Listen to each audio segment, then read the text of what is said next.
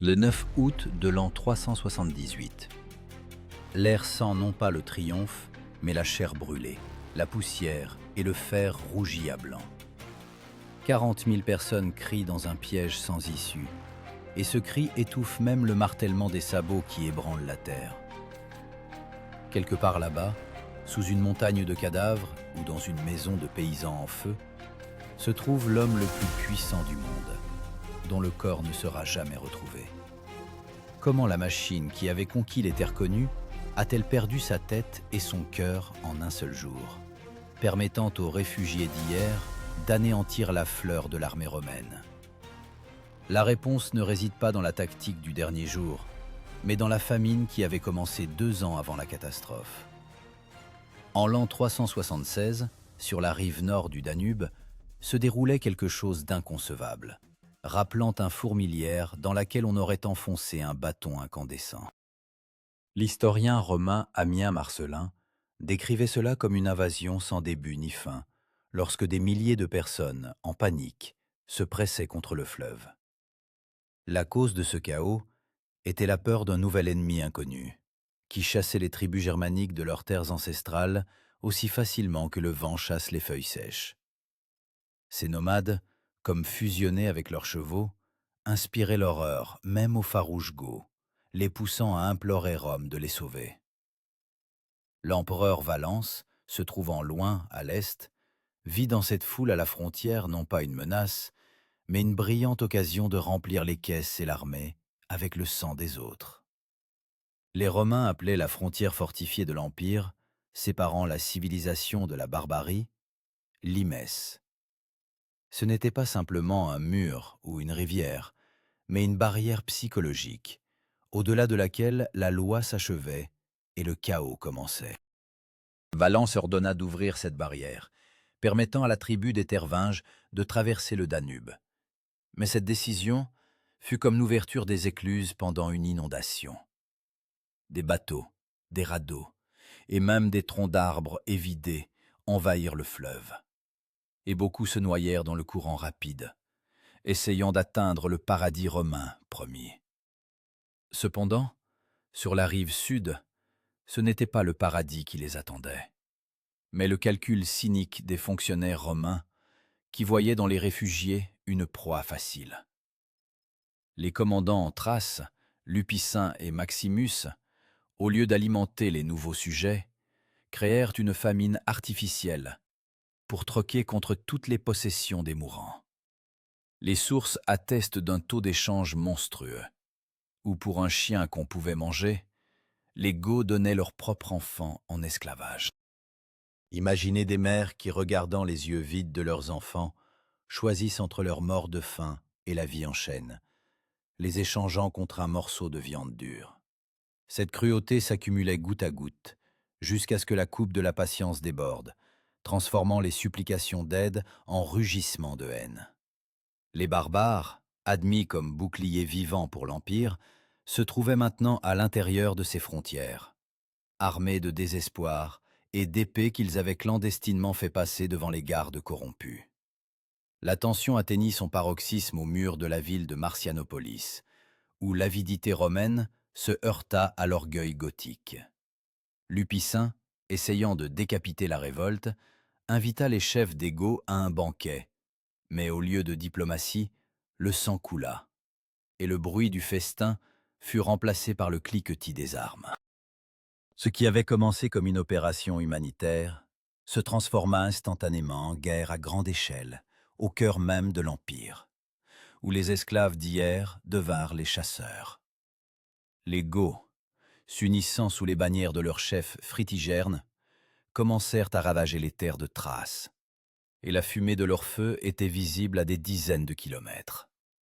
Les légions romaines, habituées à combattre l'ennemi de l'autre côté de la frontière, découvrirent maintenant que l'ennemi était dans leur dos et n'avait rien à perdre. L'empereur Valent comprit que la situation ne pouvait être résolue par l'or ou les négociations, et commença à concentrer les troupes pour un coup décisif qui devait montrer une fois pour toutes qui était le maître dans la maison romaine. Mais pendant que les courriers galopaient avec les ordres, et que les légions marchaient sur les routes poussiéreuses, en Thrace, un incendie se propageait, qui allait bientôt roussir les ailes de l'aigle romain lui-même. Valan aspirait à la gloire et ne voulait la partager avec personne, pas même avec son neveu Gratien, qui menait des renforts de l'Occident.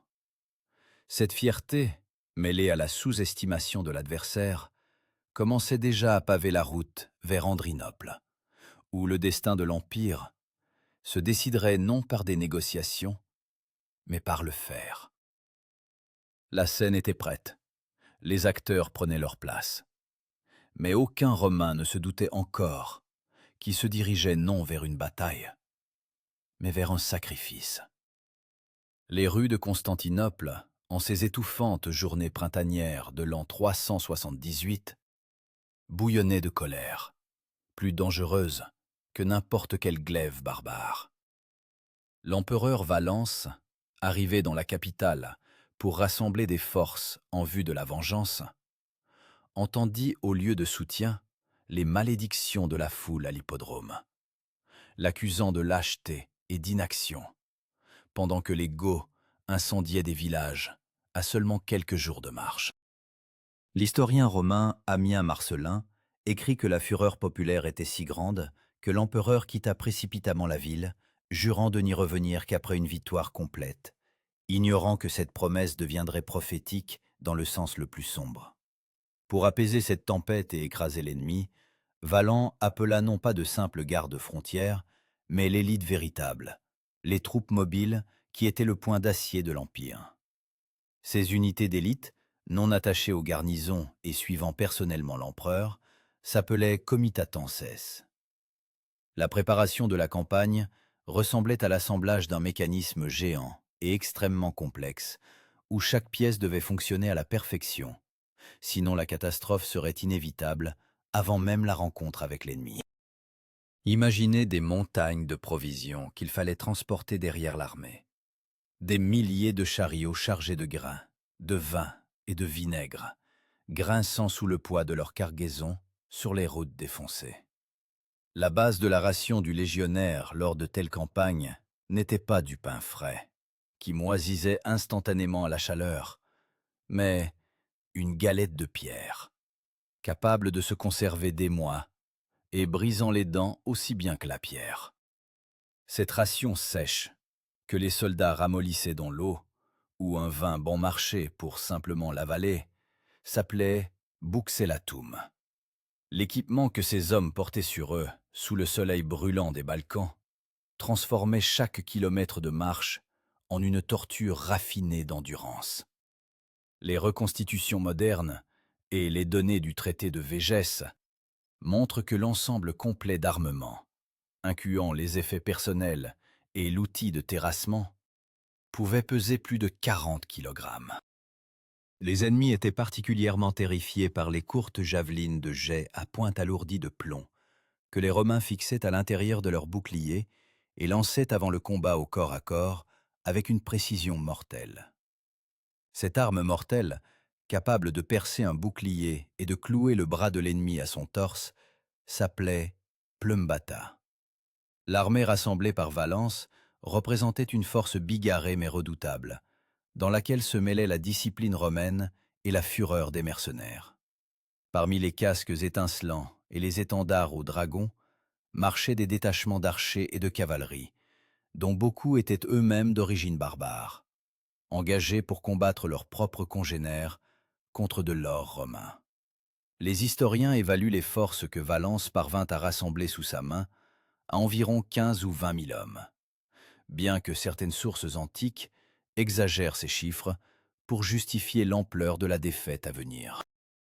C'était une armée de professionnels, de vétérans ayant traversé des dizaines de campagnes, des hommes pour qui la guerre était le seul métier et le seul foyer. Cependant, le principal problème de cette brillante troupe n'était pas l'ennemi, mais l'amour-propre blessé de leur chef, avide de prouver sa supériorité.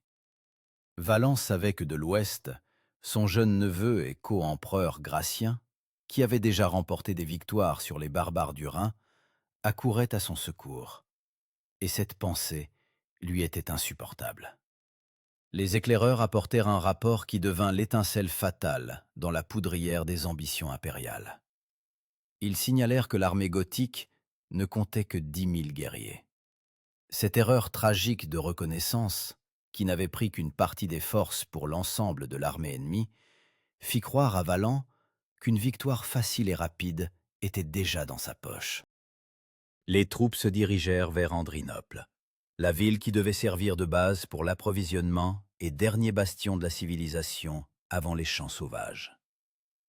La chaleur d'août devenait insoutenable, la poussière obstruait les poumons, et l'eau des sources se troublait sous les milliers de pieds et de sabots. Mais l'armée avançait obstinément, guidée par le fantôme d'un triomphe imminent. Dans le quartier général de l'empereur régnait une excitation fiévreuse.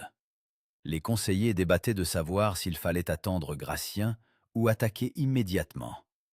Et la voix de la prudence se noyait dans le cœur des flatteurs, qui assuraient Valan de son invincibilité. La décision fut prise. Ne partager la gloire avec personne et frapper les barbares seuls, tant qu'ils semblaient, aux yeux des Romains, faibles et peu nombreux. Les colonnes de légionnaires, s'étirant sur des kilomètres, laissaient derrière elles des nuages de poussière visibles de loin, avertissant l'ennemi de l'approche de la mort. Mais personne dans le camp romain ne savait que cette poussière deviendrait le linceul de l'Empire, et que ces 10 000 Goths signalés par les éclaireurs n'étaient que la partie émergée de l'iceberg. Les forces principales de la cavalerie barbare, absentes du camp au moment de la reconnaissance, revenaient déjà de leur fourrage, et les Romains marchaient droit dans les mâchoires du piège qui allait se refermer. Le soleil déclinait vers le couchant, illuminant les dernières heures de l'Ancien Monde, tandis que l'armée de Valence levait le camp, ignorant que pour beaucoup, ce serait la dernière nuit de leur vie. Le soleil du 9 août s'éleva au zénith, se transformant en un marteau impitoyable, qui enfonçait méthodiquement l'armée romaine dans la poussière brûlante de Pras. 8 longues milles de marche sur un terrain accidenté, commencé à l'aube, avaient épuisé les légionnaires avant même qu'ils aperçoivent le premier ennemi. Ammien Marcellin atteste que les soldats tombaient d'épuisement sous l'ardeur de la soif et le poids des armures, et leurs gosiers étaient si secs que les cris des officiers leur parvenaient comme un écho sourd venu de sous l'eau. La machine militaire romaine, habituellement fonctionnant comme une horloge, commença à défaillir sous les assauts de la nature. La formation s'étira, les chevaux haletaient, et les fantassins, épuisés par la faim, regardaient l'horizon avec haine, où tremblait le mirage de la chaleur. Lorsque les avant-gardes atteignirent enfin le camp des Goths, un spectacle s'offrit à eux qui glaça les vétérans au plus profond d'eux-mêmes, malgré l'étouffante chaleur. Ce n'était pas simplement une armée en plaine, mais une cité de bois gigantesque, hérissée de lances et prête à moudre quiconque s'approcherait trop près. Les barbares utilisaient leurs chariots, non seulement pour transporter leurs biens, mais aussi comme des murs mobiles imprenables, les reliant en un cercle compact. Cette formation défensive, à l'intérieur de laquelle se réfugiaient familles, bétail et butins pillés, les barbares l'appelaient Carago. Les murailles de cette fortification bourdonnaient comme une ruche dérangée. Les femmes et enfants à l'intérieur hurlaient et frappaient les tambours, créant une cacophonie terrifiante destinée à briser l'esprit des Romains avant même le premier coup d'épée. Mais Fritigern, le chef des Goths, prépara pour les troupes impériales une autre torture, bien plus effrayante que le bruit. Sur son ordre, les barbares incendièrent l'herbe sèche et les buissons autour des positions romaines, et le vent poussa la fumée épaisse et âcre droit au visage des légionnaires épuisés. Le feu dévorait l'oxygène, se mêlant à l'odeur de sueur et de peur, transformant le champ de la future bataille en antichambre de l'enfer, où chaque inspiration se gagnait de hautes luttes. À cet instant, alors que les nerfs étaient tendus à l'extrême et que l'air tremblait de chaleur, se produisit la tragédie que les historiens appellent l'accident fatal qui changea le cours de l'histoire. Tandis que l'empereur Valence tentait de mener des négociations espérant un miracle diplomatique et échangeait même des otages, la discipline dans les rangs de ces unités d'élite se fissura. 2 escadrons de cavalerie romaine, sous le commandement des officiers impétueux Bacurius et Cassius, sans attendre l'ordre, se lancèrent à l'attaque, comme des chiens de chasse lâchés de leurs chaînes. Ces unités d'élite de la garde, destinées à protéger l'empereur lui-même et à porter des coups précis, s'appelaient scolae. Leur assaut imprudent vers les murs du camp barbare fut l'étincelle qui fit exploser le baril de poudre, détruisant toute chance d'issue pacifique ou de début organisé de la bataille. Les Goths, voyant la cavalerie approcher, répondirent par une averse de flèches et de pierres, et l'attaque romaine désordonnée s'étouffa dans son propre sang aussi vite qu'elle avait commencé.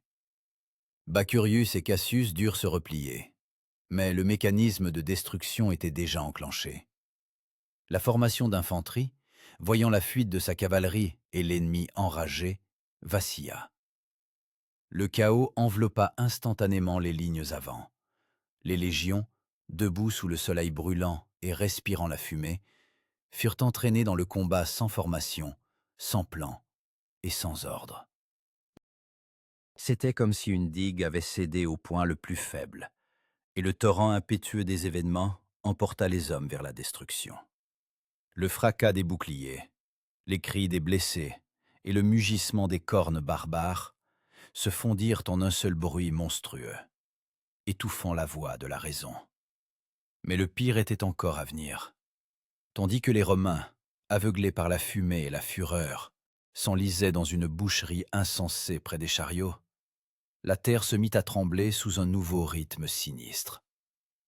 L'horizon s'assombrit, non pas à cause de la fumée, mais sous les milliers de cavaliers qui revenaient de leur fourrage précisément à la seconde où le flanc romain était le plus vulnérable. Le piège que Valent considérait comme sa victoire se referma avec un craquement d'os, coupant toute voie de retraite. Les ombres s'allongèrent, et avec elles, une obscurité s'abattait sur l'armée romaine, d'où nul ne devait revenir. Le grondement, qui d'abord semblait un tonnerre lointain, se transforma instantanément en séisme lorsque, des collines, comme une avalanche de chair et de fer, déferla la cavalerie gothique et alane. Alatheus et Saphrax, chefs des escadrons montés, revinrent précisément à l'instant où le destin de l'Empire tenait à un cheveu, et leur apparition devint sentence de mort pour les légions épuisées. Comment un fantassin, exténué par une marche de plusieurs heures et la soif, pourrait-il résister à l'assaut quand le sol se dérobe sous le choc de milliers de sabots? La cavalerie romaine sur le flanc gauche, qui devait protéger l'infanterie, fut balayée en un instant, comme des feuilles sèches par un ouragan, laissant le cœur de l'armée à nu et sans défense. L'impact fut si terrible et si fulgurant que les légionnaires n'eurent même pas le temps de reformer les rangs pour affronter la nouvelle menace. Et le coin d'acier des barbares s'enfonça dans le flanc romain, déchirant la chair vivante de la formation. L'arme principale de cette cavalerie lourde, qui perçait boucliers et armures avec une facilité terrifiante, était une longue lance de 2 mètres que le cavalier tenait à 2 mains, dirigeant toute la puissance du cheval au galop en un seul point. Cette lance de cavalerie, empruntée aux Sarmates, et capable d'empaler 2 hommes d'un seul coup, s'appelait contus. Lorsque la cavalerie romaine fuit en panique, abandonnant ses camarades à la mort, l'infanterie se trouva prise dans un étau qui se resserrait à chaque seconde, transformant le champ de bataille en une immense machine à hacher de la viande. La masse énorme des Goths, pressant de front, et la cavalerie attaquant des flancs et du réar, comprima les manipules romains en un tas si compact que les soldats perdirent la possibilité non seulement de combattre, mais même simplement de lever le bras avec l'épée. Ammien Marcellin laissa une description glaçante de ce moment. Les hommes étaient serrés les uns contre les autres si étroitement que leurs corps se fondirent en une masse unique, puissant d'horreur, où les vivants se tenaient debout, soutenus par les morts, qui n'avaient nulle part où tomber. Dans cette pression monstrueuse, la seule protection, et en même temps la malédiction du légionnaire, devint son propre bouclier, qui s'enfonçait dans la poitrine du voisin, brisant les côtes et coupant le souffle. La partie centrale métallique du bouclier, hémisphère bombé, destiné à parer les coups et à servir de casse-tête au corps à corps, s'appelait Umbo. Ce sont précisément ces ombones de fer qui maintenant broyaient les os de leurs propres camarades. Tandis que la formation romaine, privée de toute possibilité de manœuvre, se transformait en victime impuissante, attendant l'égorgement. Le ciel au-dessus d'Andrinople s'obscurcit définitivement, mais non pas à cause de nuages, et à cause d'un gigantesque nuage de poussière soulevé par des milliers de pieds, qui cacha le soleil et transforma le jour en crépuscule sanglant. Dans cette obscurité étouffante, où la visibilité tomba à la portée d'un bras tendu, la mort venait de nulle part. Les flèches et javelines des barbares tombaient du ciel en pluie continue, et il ne leur fallait pas viser, car chaque projectile trouvait inévitablement de la chair dans cette foule compacte. Les historiens écrivent que le bourdonnement de la bataille, les gémissements des mourants et le craquement des lances brisées se fondirent en un bruit si dense que les ordres des commandants s'y noyaient comme des pierres dans la mer. Et l'armée perdit définitivement le contrôle. Valence, empereur de Rome, homme qui rêvait de la gloire d'Alexandre le Macédonien, se démenait maintenant au milieu de cet enfer, voyant ses légions d'élite, fierté de l'Empire, être méthodiquement anéanties, incapable même de porter un coup de riposte. Entourés de toutes parts, les Romains combattaient déjà non plus pour la victoire, mais pour vendre chèrement leur vie. Mais même cette dernière, grâce leur était refusée dans l'étroitesse et le chaos. La terre s'imprégna de sang au point de devenir glissante, et les tombées étaient instantanément piétinées par les leurs et les autres, se transformant en bouillie sanglante sous les pieds des vivants.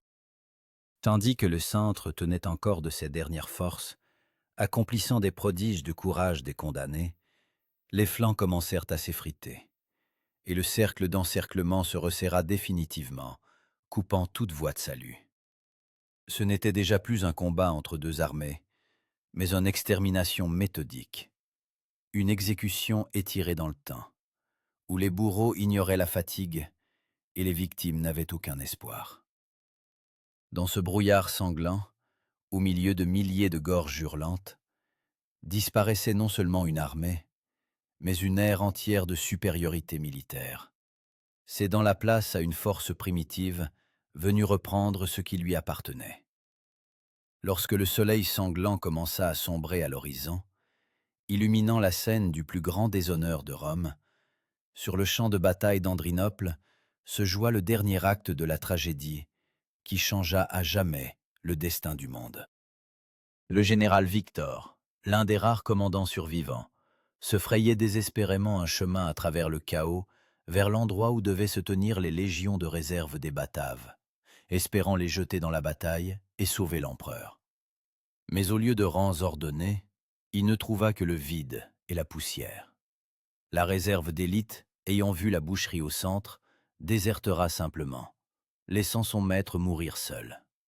Ammien Marcellin note avec amertume que la fuite de la réserve fut le dernier clou dans le cercueil de l'espoir romain, transformant une retraite organisée en débandade paniquée où chacun ne songeait qu'à soi. Au centre de ce tourbillon de mort, entouré d'une poignée d'hommes fidèles, se tenait l'empereur Valent, dont les vêtements pourpres étaient imprégnés de sueur et de sang étranger. Autour de lui s'était formé un cercle des derniers défenseurs, des hommes qui ignoraient le mot « fuite » et continuaient à tailler dans les ennemis, même lorsque leur bouclier était réduit en éclats. Ces guerriers d'élite, armés de lances et formant la garde personnelle la plus dévouée de l'empereur, prêt à mourir au moindre signe de sa part, s'appelait Langsearii. Ce sont précisément les Langsearii et les Matiarii, selon les sources, qui tinrent la formation jusqu'à ce que leurs corps forment un rempart par-dessus lequel les barbares ne purent passer. Mais même leur courage ne put arrêter la marée. Une flèche gothique, tirée au hasard du cœur de la mêlée, trouva sa cible, s'enfonçant dans les côtes du maître de l'Empire romain d'Orient. Blessé, suffocant de douleur et de choc, Valan ne pouvait plus se maintenir en selle, et ses fidèles serviteurs l'emportèrent à demi-mort du champ de bataille, cherchant un abri dans l'obscurité qui tombait. Le destin joua un mauvais tour à l'empereur romain, lui réservant une fin indigne d'un seigneur du monde, mais celle d'une bête acculée. On le porta dans une ferme fortifiée non loin du champ de bataille, où les médecins tentaient d'arrêter l'hémorragie pendant que, dehors, retentissait le piétinement de milliers de pieds de poursuivants. Un groupe de pillards goths, rôdant en quête de butin, tomba sur cette maison, ignorant qui se cachait précisément derrière ces murs de bois. Les Romains, barricadés à l'intérieur, répondirent à l'approche de l'ennemi par une averse de flèches, ce qui devint une erreur fatale. Les barbares, irrités par la résistance, décidèrent non pas d'assaut la maison, mais simplement de la brûler avec ses défenseurs. Imaginez l'horreur d'un homme qui régnait sur des millions, gisant sur un sol de boue dans une hutte rurale et entendant le craquement des poutres en feu au-dessus de sa tête. Les flammes enveloppèrent le bois sec instantanément, et la maison se transforma en piège de feu d'où il n'y avait pas d'issue. L'un des gardes du corps, parvenu à sauter par la fenêtre et à se rendre prisonnier, raconta plus tard aux Goths qui exactement ils avaient brûlé vifs. Mais il était déjà trop tard. L'empereur Valan, dont le nom faisait trembler les peuples, se réduisit à une poignée de cendres que le vent dispersa sur la terre de Thrace. Son corps ne fut jamais retrouvé, et il devint le premier empereur romain depuis des siècles à ne pas mériter même un enterrement décent. Avec la venue de la nuit sans lune, la bataille s'apaisa, cédant la place au gémissement des blessés qui couvraient la terre d'un tapis continu sur de nombreuses milles autour. L'ampleur de la catastrophe, révélée aux survivants le lendemain matin, était telle que même les vétérans aguerris perdaient la raison devant ce qu'ils voyaient. Amienne Marcelline, tirant le bilan de ce carnage, ne le compare qu'à la bataille de Cannes, qualifiant la défaite d'Andrinople de plaie irrémédiable sur le corps de l'Empire. Les pertes furent monstrueuses. Les 2 tiers de l'armée de campagne d'Orient, environ 20 000 des meilleurs soldats, furent anéantis en une seule journée lumineuse. Parmi les monceaux de cadavres gisaient non seulement de simples légionnaires, mais l'élite du commandement, sans laquelle l'armée se transforma en un corps décapité. Ce jour-là, Rome perdit 35 tribuns, officiers supérieurs commandant les unités, ainsi que les 2 commandants en chef, Traianus et Sébastianus. La destruction d'un tel nombre d'officiers expérimentés signifiait qu'il n'y avait simplement personne pour transmettre l'expérience et restaurer la discipline. La machine militaire romaine construite au fil des siècles ne fut pas simplement arrêtée. Elle fut brisée dans son mécanisme principal, les hommes qui savaient faire la guerre. La nuit voila de son manteau les champs imprégnés de sang, mais elle ne pouvait cacher le fait que le monde avait changé à jamais. Les feux goths brûlaient là où hier encore s'élevaient les camps romains, et à leur lumière naissait une nouvelle réalité, dans laquelle l'Empire n'était plus intouchable. Les restes survivants de l'armée se dispersèrent dans les ténèbres, portant la nouvelle de la mort de l'empereur. Et cette nouvelle devait ébranler les fondements du monde antique plus violemment que n'importe quel tremblement de terre. Tandis que la fumée du bûcher funéraire de Valence s'élevait vers les étoiles, Rome se trouva confrontée non plus à la question de la victoire, mais de la survie, dont la réponse incomberait à la nouvelle génération. L'aube du 10e août de l'an 378 illumina non seulement un champ de bataille jonché de corps, mais un cimetière du vieux monde. Le silence qui plana sur Andrinople était plus terrifiant que le vacarme de la veille, car c'était le silence de l'impuissance. L'Empire, qui se croyait éternel, prit conscience pour la première fois que son échine était brisée. Les historiens romains, y compris Zosime, constatèrent avec horreur que l'anéantissement de l'armée de campagne d'Orient avait créé un vide de puissance impossible à combler. Les vétérans, drillés pendant des décennies, pourrissaient sur le champ, et les nouveaux recrues n'étaient que des paysans terrifiés.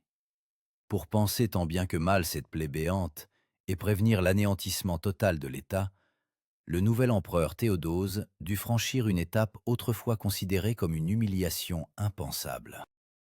Au lieu d'exiler ou d'exterminer les barbares, comme l'avaient fait César ou Trajan, Rome fut contrainte de conclure un traité de paix avec les meurtriers de son empereur, à leurs conditions. En l'an 382, les Goths obtinrent ce pourquoi ils avaient traversé le Danube: terre, droit et autonomie à l'intérieur des frontières de l'Empire, devenant un État dans l'État.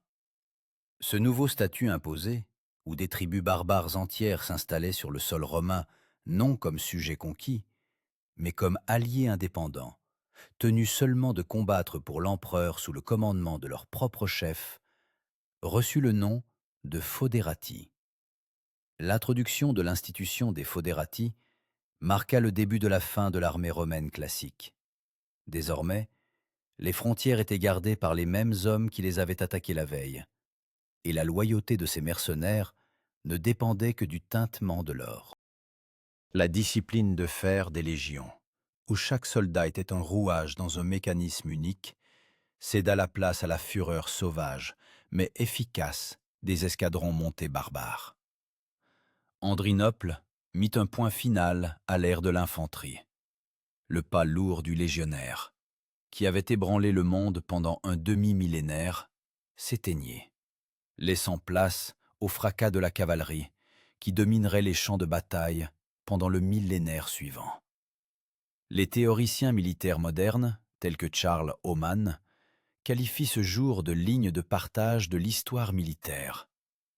Le moment où la mobilité et la puissance d'impact du cavalier triomphèrent définitivement du mur de bouclier.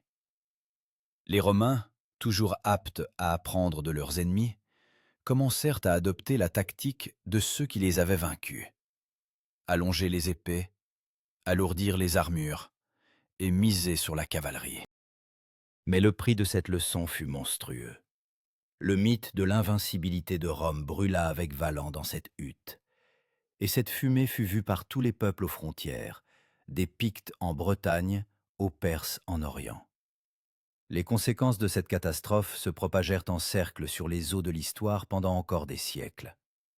Les Goths, qu'il ne fut pas possible d'assimiler, entreraient 30 ans plus tard dans Rome même sous la conduite d'Alaric et la pilleraient, achevant ce qu'ils avaient commencé sous Andrinople.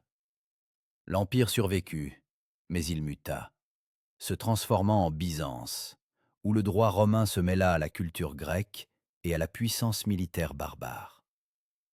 Andrinople devint une greffe sanglante, qui permit à l'Orient de subsister encore 1000 ans. Mais la partie occidentale de l'Empire, privée de soutien et déchirée par de tels foederati, roula lentement vers l'abîme des âges sombres. Maintenant que la cendre de cette bataille s'est déposée dans votre mémoire, et que vous avez vu comment l'orgueil d'un seul homme peut détruire le labeur des générations, se pose devant nous la question principale, pour laquelle nous avons ressuscité ces événements. Nous avons l'habitude de penser que les grandes civilisations s'effondrent sous un coup venu de l'extérieur, de la force des armes ou de la puissance de l'ennemi. Mais l'histoire de Valence et de 20 000 soldats oubliés nous crie le contraire.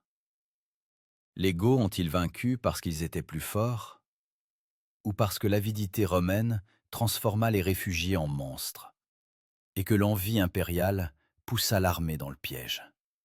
Et à la fin de cette histoire, chacun de nous doit se demander: et que se passe-t-il aujourd'hui, quand nous, aveuglés par notre propre grandeur ou nos ambitions, Ignorons ceux qui se tiennent à nos portes et demandent de l'aide. Car Andrinople nous enseigne une vérité terrifiante. L'Empire ne meurt pas au moment où le barbare perce son bouclier, mais quand elle lui ouvre elle-même la porte, oubliant que la miséricorde n'est pas une faiblesse, mais la seule armure impossible à percer. Sommes-nous capables de voir ce moment dans notre vie, ou sommes-nous aussi destinés à brûler dans les flammes de notre propre orgueil, ne laissant après nous qu'une histoire édifiante pour les générations futures?